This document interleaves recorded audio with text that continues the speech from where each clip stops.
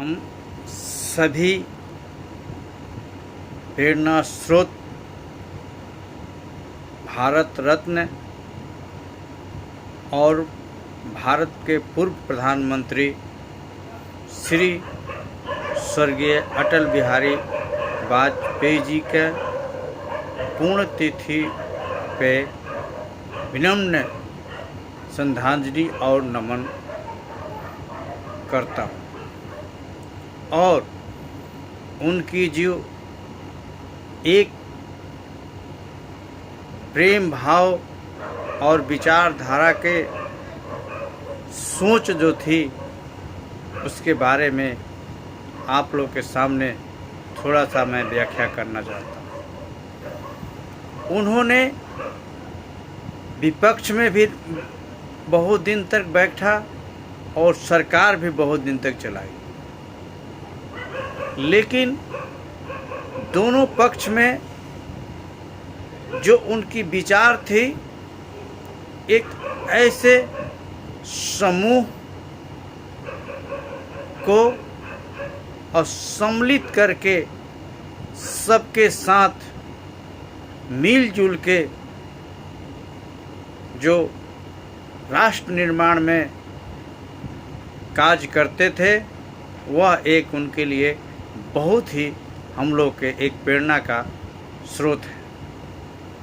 जिस प्रकार से उनके विरोधाभास में भी मधुर भास छिपी होती थी, वह एक बहुत ही विचार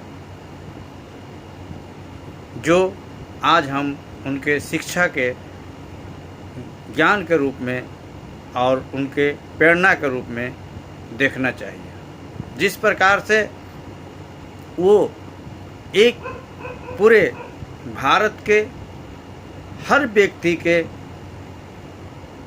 विचारधारा को सम्मिलित करते हुए अपने विचारधारा को उसमें जोड़ते हुए भारत निर्माण के लिए जो योजना तैयार करते थे वह एक बहुत ही सराहनीय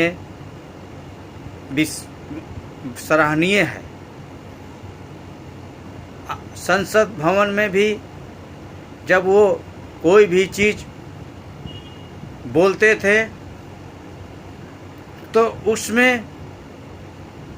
ताली थपथपाने वाला संसद केवल उनके पार्टी के लोग नहीं था, वो पूरे संसद उनकी भाषण की सराहनीय और ताली से स्वागत करता था। जब तक वो इस विचारधारा के वो पूजनीय थे। यह एक बहुत ही लोकतंत्र का जो एक व्यवस्था है और सुंदरता है उसको उस समय सराहनीय और करने की चीज़ है, देखने की चीज़ थी। जिस प्रकार से उनके कार्यकाल में एक व्यवस्था का सुंदरता था वो एक बहुत ही सराहनीय और आगे उस मार्ग पर चलने की मनोकांक्षा पैदा करना चाहिए।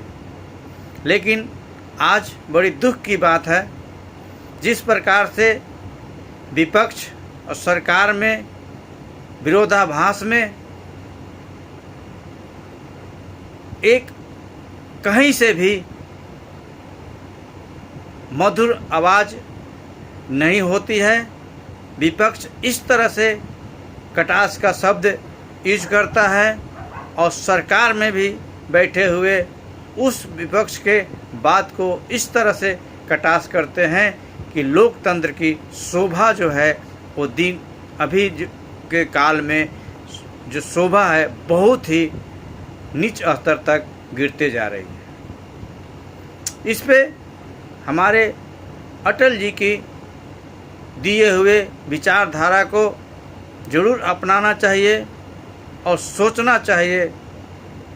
विपक्ष में बैठे हुए भी उस राजनेता को और सरकार में चलाने वाले सरकार में बैठे हुए भी उस राजनेता को कि हम भारत निर्माण के लिए, भारत को आगे बढ़ाने के लिए हम सभी को विचार विमर्श और अच्छे काम के लिए सहमति बनाकर हम चलेंगे, तभी हम अपने देश के विकास के स्पीड को और तरक्की को ज़्यादा से ज़्यादा कर पाएंगे। हम अपने में ही इस तरह के विपक्ष का भी आवाज़ को सुनना चाहिए और सरकार जो कर रही है उसके भी आवाज़ सुनना चाहिए। ये सारे प्रतिक्रिया अटल जी के समय में थी, जिसे लगता था कि भारत के लोकतंत्र एक बहुत ही अच्छे व्यवस्था से, और लोकतंत्र की शोभा जो है वो हमेशा जो एक तरह से खिली हुई और सुगंधित लगता था।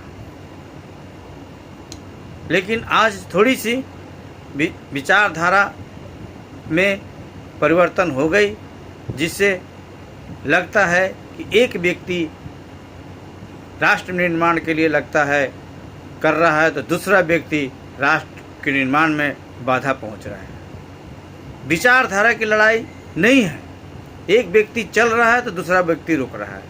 इस तरह के जो सिचुएशन आज के डेट में भारत में पैदा हुआ है वो बहुत ही निंदनीय और दुख का विषय है। यह जरूर इस पर उपस्थित सरकार में बैठे और विपक्ष में बैठे सभी को अटल जी के विचार पे चलने का प्रण लेना चाहिए, तभी है वास्तविक में हम विरोधाभास में भी मधुरभास के आधार पे हम किसी भी चीज़ को निर्णायक और सफल बनाने में सक्षम होंगे। इस बात को सभी भारत की जनता से लेके बैठे हुए राजनेता तक सभी को इस पर विचार करना चाहिए। जय हिंद, जय भारत।